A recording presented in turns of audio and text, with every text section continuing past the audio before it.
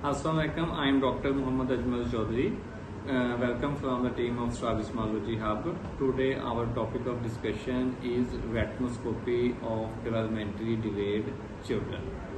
आज हम ये डिस्कस करेंगे कि जो रेटिनोस्कोपी है वो डेवलपमेंटली डिलेड पेशेंट्स जिनका आईक्यू कम होता है, लाइक जैसे डाउन सिंड्रोम के पेशेंट आते हैं, सेरिब्रल पाल्सी के पेशेंट्स हैं, इनकी रेटिनोस्कोपी करना क्यों जरूरी है। I am working in paediatric department of the children hospital and university of child health sciences Lahore.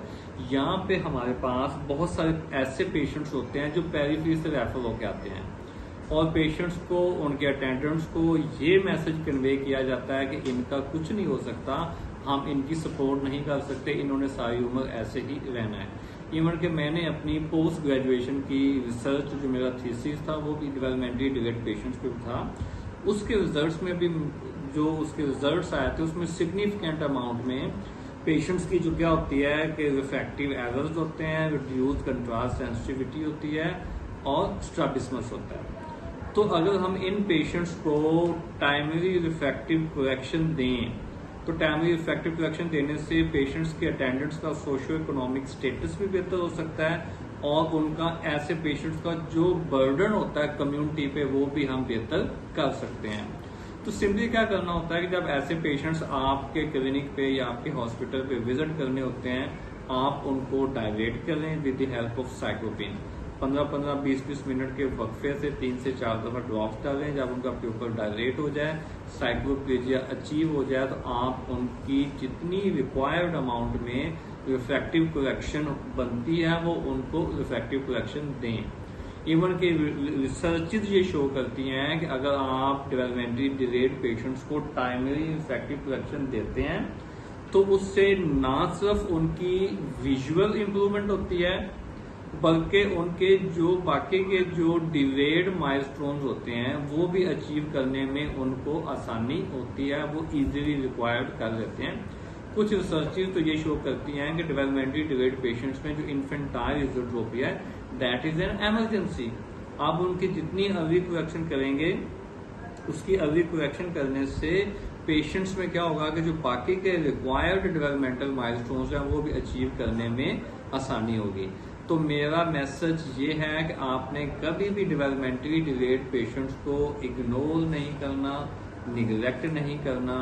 वो बेशक मायोपिक हैं या हाइपरमेट्रोपिक हैं या अस्टिग्मेटिक हैं, उनकी आपने ईमेट्रोपाइजेशन का ख्याल रखते हुए जो भी उनकी रिक्वायर्ड रिफ्रैक्टिव करेक्शन बनती है वो उनको आपने देनी है, ताकि वो अपनी अगर आप ऐसे पेशेंट्स को कोई 15 to 20% भी सपोर्ट करते हैं तो ये सपोर्ट उनके लिए बहुत बेहतर है। हमारे पास क्लिनिक में, हॉस्पिटल में बहुत सारे ऐसे पेशेंट्स आते हैं जिनको हम रिफ्रैक्टिव करेक्शन देते हैं, वो फिर हमें 3 मंथ के बाद दोबारा विजिट करते हैं तो उनके पेरेंट्स के चेहरों पे जो स्माइल होती है वो एक डॉक्टर के लिए सफिशिएंट होती है कि you are doing the right things. किसी का कोई क्वेश्चन हो इससे रिलेटेड? सर, सीपी चाइल्ड में हम मिनिमम कितना एरर निगलेक्ट कर सकते हैं? ओके, सीपी चाइल्ड है या डेवलपमेंटली डिलेड चाइल्ड है, जब आप उसकी रेटिनोस्कोपी करते हैं तो जैसे आप लोगों को पता है कि रेटिनोस्कोपी से बेसिकली हम क्या करते हैं, उसका वर्किंग डिस्टेंस माइनस करेंगे और उसका टोनस लॉन्स जैसे नॉर्मली हम पेशेंट्स की रेटिनोस्कोपी करते हैं वैसे ही करेंगे। अब ऐसे पेशेंट्स में हमने बेसिकली करना क्या होता है कि ईमेट्रोपाइजेशन का ख्याल करना होता है, जैसे कि मैंने पहले भी वीडियो में अभी बताया है। पेशेंट की एज के अकॉर्डिंग आपने बात करनी होती है। अब सपोज कर लेते हैं कि सीपी चाइल्ड है, उसकी एज है 2 ईयर, अब उसकी रेटिनोस्कोपी हमारे पास आई है +6। अब ऐसे पेशेंट्स में तो अगर तो उसको किसी किस्म का कोई स्क्विंट नहीं है तो ईमेट्रोपाइजेशन का ख्याल रखते हुए उसका टोनस अलाउंस और वर्किंग डिस्टेंस हम माइनस करेंगे, जो उसका नंबर बनेगा अकॉर्डिंग टू एज वो हम उसको दे देंगे। अगर पेशेंट को स्क्विंट है, साथ में नेस्टैग्मोइड मूवमेंट या निस्टैग्मस है, तो फिर आप टोनस अलाउंस भी माइनस नहीं करेंगे, जस्ट वर्किंग डिस्टेंस माइनस करेंगे। बाकी का जो नंबर आएगा वो हम पेशेंट को प्रिस्क्राइब कर देंगे। कोई और क्वेश्चन किसी का? तो इंशाल्लाह नेक्स्ट अपकमिंग लेक्चर्स में हम बात करेंगे ईमेट्रोपाइजेशन पे कि नॉर्मल पेशेंट्स में और डेवलपमेंटली डिलेड और सीपी चाइल्ड्स में हमने ईमेट्रोपाइजेशन का कैसे ख्याल करना है, कौन सी एज में कितना नंबर अगर हाइपरमेट्रोपिया का या मायोपिया का आता है तो वो नॉर्मल आता है, हम उसको निगलेक्ट कर सकते हैं या नहीं कर सकते हैं। तो प्लीज हमारी वीडियो को लाइक, शेयर एंड कमेंट जरूर कीजिएगा। हाँ, अगर आप अपनी मर्जी की कोई वीडियो चाहते हैं तो जो हम अपलोड करें तो आप कमेंट सेक्शन में बता सकते हैं। Thank you.